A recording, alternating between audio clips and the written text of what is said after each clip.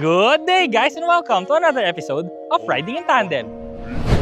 RIT, Riding in Tandem, RIT. With me, RM, at sa episode na to, samahan nyo akong subukan itong bagong-bagong 2025 Isuzu MU-X LSE 4x4 Automatic. Ano, ready na ba kayo? Tara na!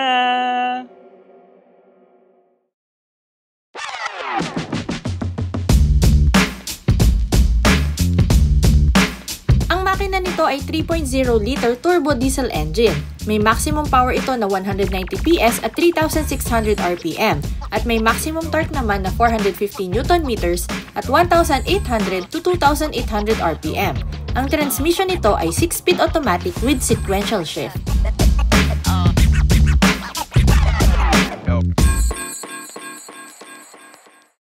Continuous talaga ang improvement ng Isuzu. Kung mapapansin nyo, di ba?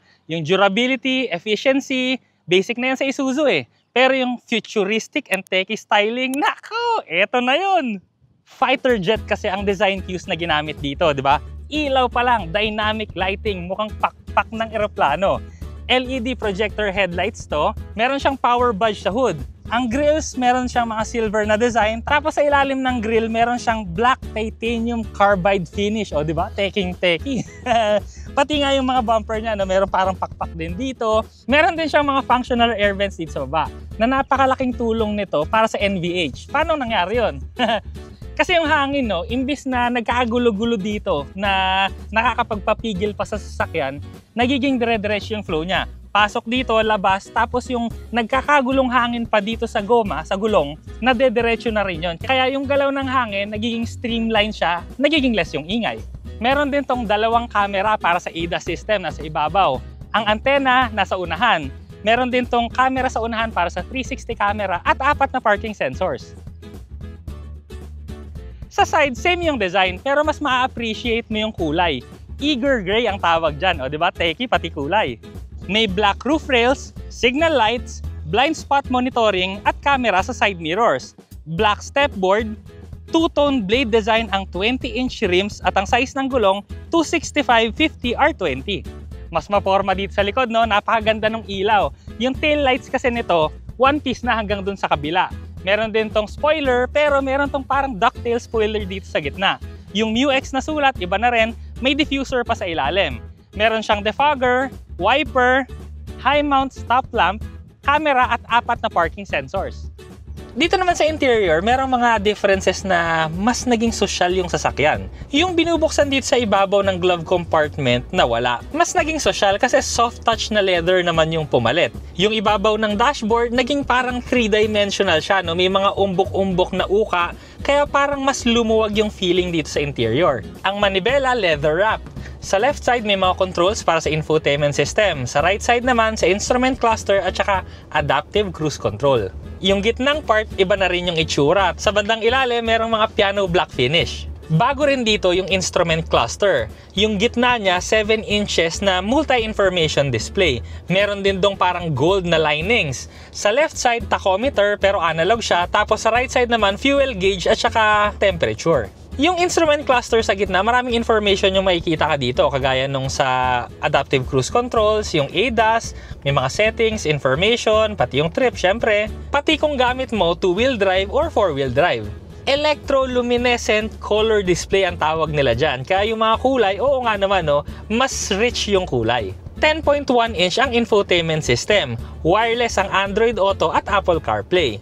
Sa baba nun, dual climate control system. Sa baba ulit, meron siyang pindutan para sa around view monitor. Meron din ditong USB, dalawa. Merong Type A at Type C. Meron din ditong USB para sa DVR. Kasi yung dalawang camera nito, no, yung front at saka yung back camera, automatic siya na nagre-record. So kung gusto mong kuhanin sa USB, pwede mong i-download sa USB yung footage.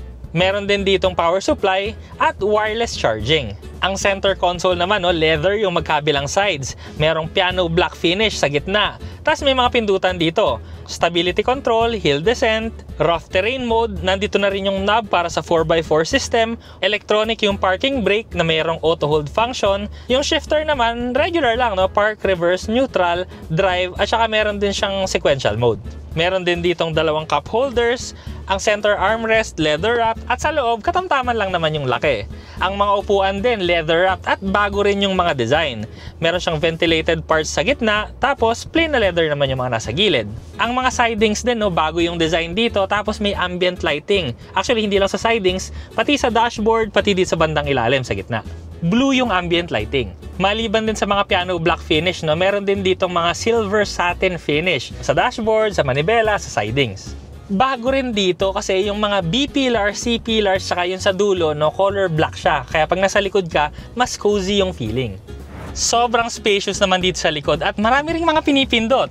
So una na dyan, no, meron tayong adjustment ng vent ng aircon dito sa ibabaw. Merong ilaw, dalawang aircon vent sa ibabaw, hawakan sa ibabaw, at meron ding hawakan sa sides.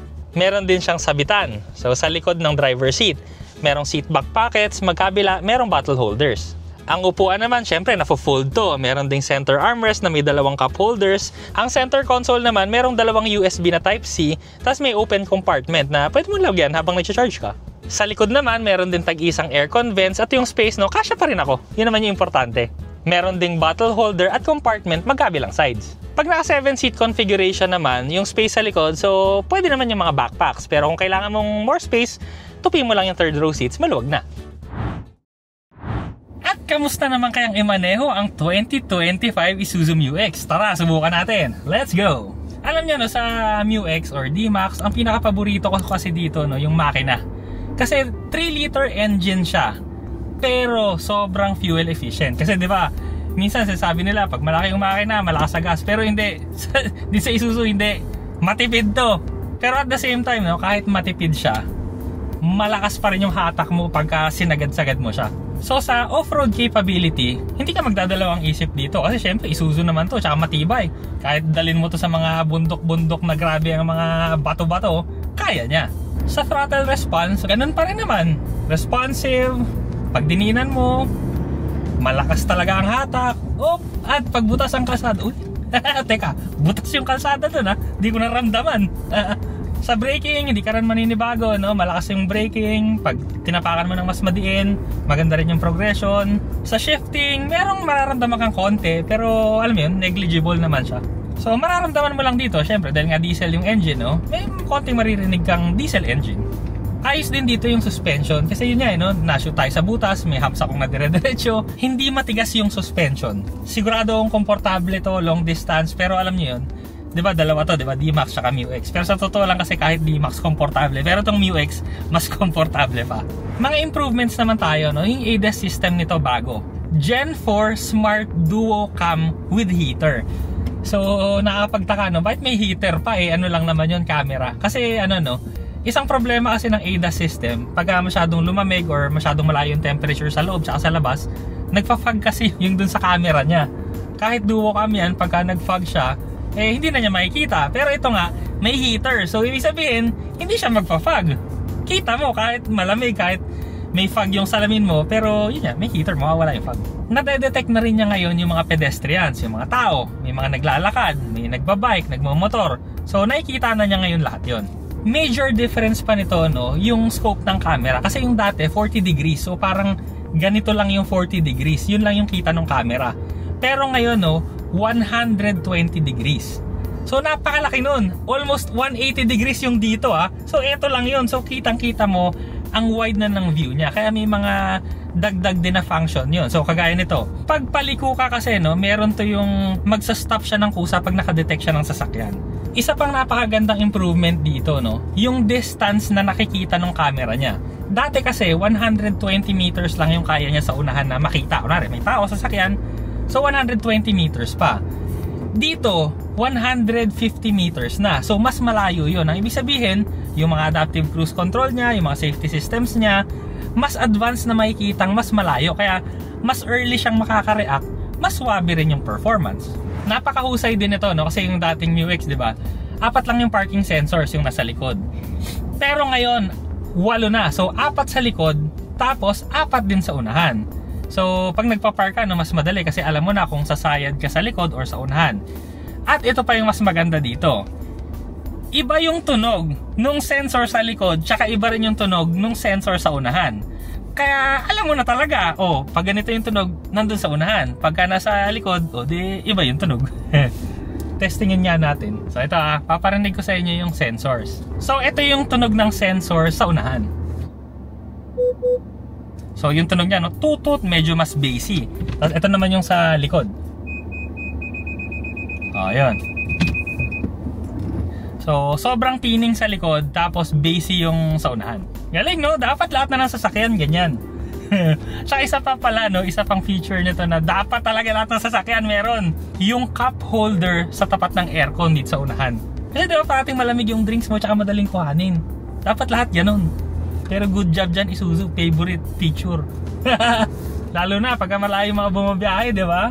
Dati kasi, pagka merong tatawid sa likod mo, tumutunog lang siya. So meron siyang warning. Pero ngayon, pag umaatras ka, tas meron talagang dadaan sa likod mo mga sasakyan, meron na rin siyang preno. Kaya talagang safe na safe ka dito. Sa mga kulay naman, meron tong Eager Gray, meron tong Satin Pearl, Mercury Silver, Splash White, or Onyx Black. Ang Isuzu MU-X 3.0 liter 4x4 LSE ay nagkakahalaga ng 2,670,000 pesos. At pasalamat muna tayo sa Isuzu Philippines sa pagpapagamit nila sa atin itong bagong-bagong sasakyan. At kung gusto nyong matesting to, punta lang kayo sa Manila International Auto Show sa World Trade Center sa April 10. Ano ngayon ang masasabi ko dito sa Isuzu MU-X? Lahat ng gusto natin sa Isuzu MU-X, yung durability, yung fuel efficiency, yung longevity, yung tech na hindi natin inakala sa Isuzu, pero dahil paglabanan na siya talaga. Yung adaptive cruise control na napakaswabe, Android Auto, Apple CarPlay na wireless, yung mga automatic na tailgate na nagbubukas, ambient lighting. So yung mga tech talaga nandito na sa Isuzu. Plus dinagdag pa ngayon yung styling na futuristic na jet-like pa, kaya parang wow, ang galing ng Isuzu talagang kompletong-kompleto na. Maraming salamat sa panonood. Sana nag-enjoy kayo sa video na to. Next video na. RIT, riding in tandem. RIT, riding in tandem. RIT, riding in tandem. Siksik na impormasyon mula kay RM at Elaine. RIT, riding in tandem. RIT